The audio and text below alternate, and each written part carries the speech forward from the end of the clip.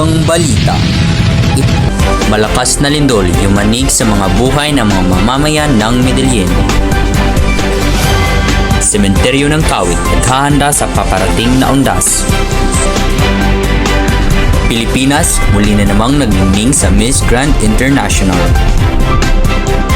Linggo ng undas, aasahan ng isang bagyo. Yan ang mga balitang dapat bantayan dito sa DZMD News 5.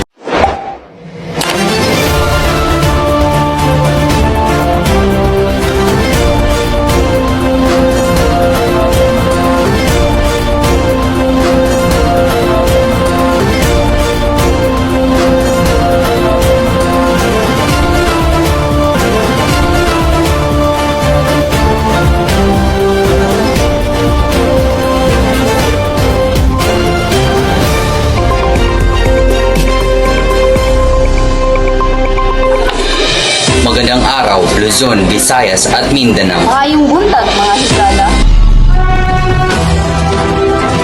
Matatandaan na isang buwan na ang lumipas nang mangyari ang pinakamalakas na lindol na naranasan ng Cebu. Hanggang ngayon, nararamdaman pa rin ng mga mamamayan ang pag-init ng lupa.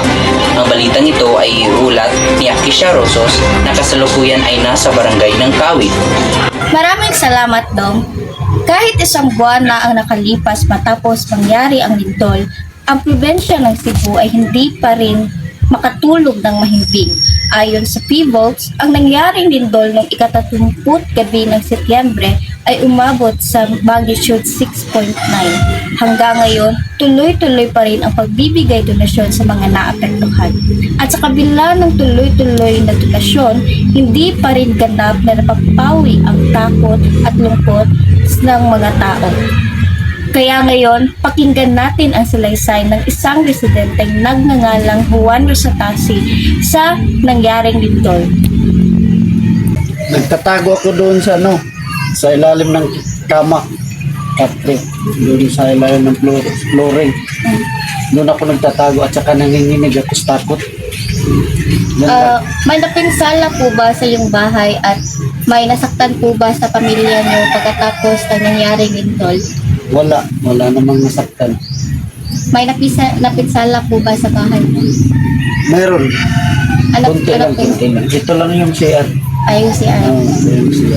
Ano po tatapos ang aking pag-uulat? Back to you, Dom. Sa darating na undas ngayong taon, naghahanda na naman ang Kawit Cemetery sa nalalapit na pagtitipon ng mga tao upang bisitahin ang mga namayapang mga mahal nila sa buhay. Yan ang balitang tutukan ni Ms. Janenia Rosalejos. Maraming salamat, Kate. Narito ako ngayon sa Kawit Cemetery kung saan abala ang mga mamamayan ngayong araw ng undas. Sa kabila ng panibagong hamong nadala ng nagdaang 6.9 magnitude na lindol, hindi pa rin nagpatinag ang ating mga kababayan sa pagpatuloy ng tradisyong paggunita sa kanilang mga yumaong mahal sa buhay. Kapansin-pansin ang dami ng mga pamilyang nagsisitatingan dito. Maaga pa lamang ay makikita na ang iilan na naglinis ng mga puntod, nag-aalay ng mga bulaklak at nagsisindi ng mga kandila bilang pag-alala at pagrespeto. Ngayon ay ating kakamustahin ang ilan sa kanila. Kay namami ko Andre, nami ka ng simba karong alauna pasado sa hapon nya gikan mi dito sa Medellin kay nagpalit mi og buwak.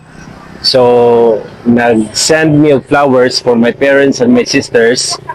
Then we give some prayers for them also. Then later on at 1 p.m.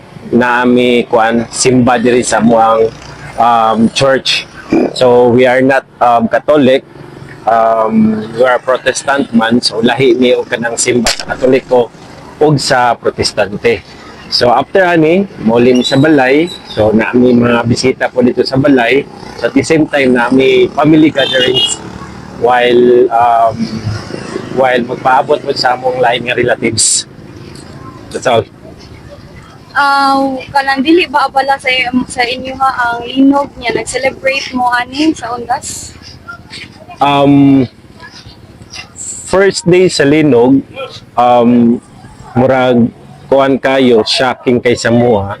Pero at the same time, nakadugay nga nidagan ng adlaw, murag na kuan na mo na kanang dili na kayo hadlok hinuon kay ang aftershocks dili naman kayo kusog.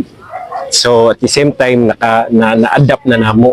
So karon nga undas murag okay ra kayo, wala kayo aftershock. So bisag naay kahadlok gamay, at the same time nagyapon time nga mo celebrate sa undas. Bukod sa mga residente, katuwang din ng mga otoridad ang mga pamilya upang matiyak ang maayos at ligtas na pagdiriwang ng undas.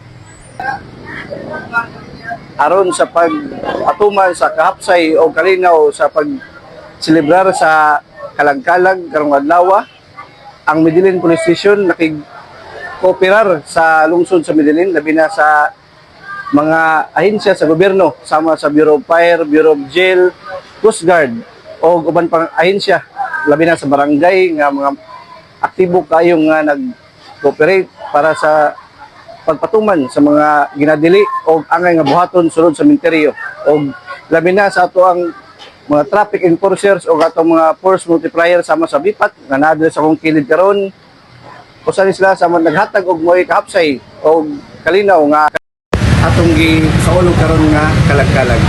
Kana daghang salamat.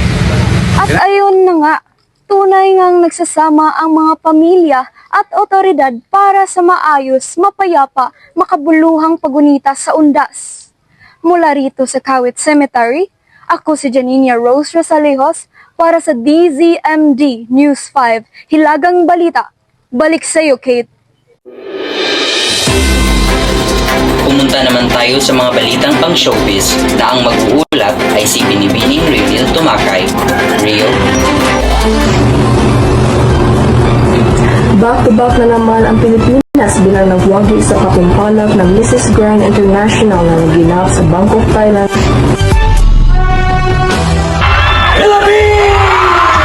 Noong ika-18 ng Oktubre, ang nakoronahang kandidata na si Emma Tinglao ay masayang tinanggap ang korona mula kay Christine Julian Upiza na matandaan bilang Mrs. Grand International 2024. Masayang ibinahagi ni Mrs. Grand International 2025, Emma Mary Tinglao, na ang kanyang pagpanalo ay hindi lamang bunga ng kanyang sariling pagsisikap at ganda.